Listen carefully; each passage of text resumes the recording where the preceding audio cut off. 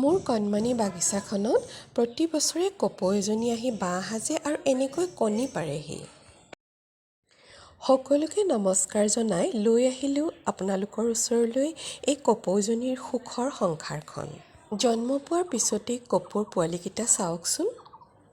মোৰ সিহঁতক চাই থাকি হেঁপাহ নপলায়। খাদ্যৰ সন্ধানত মাকজনী যেতিয়া ওলাই গৈছিল তেতিয়া মই কেমেৰাত বন্দী কৰি ৰখা এই দৃশ্য।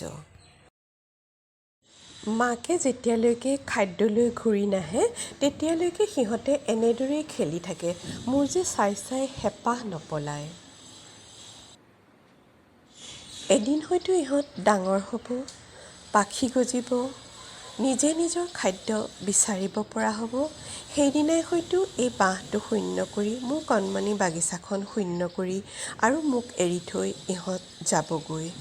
মই বহু আশাৰে বাট চাই থাকিম ইহঁত কেতিয়া পুনৰ মোৰ এই স্থানলৈ ঘূৰি আহিব, কপৌজনীয়ে পুনৰ কুৰুলিয়াব আৰু তাইৰ সুখৰ সংসাৰখন মোৰ এই কণমানি বাগিচাখনতেই আৰম্ভ কৰিব।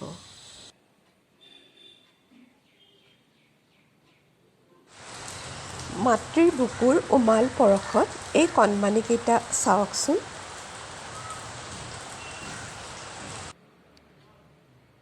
আজিৰ ভিডিঅ'টো যদি ভাল লাগিছে তেন্তে লাইক কৰি যাব।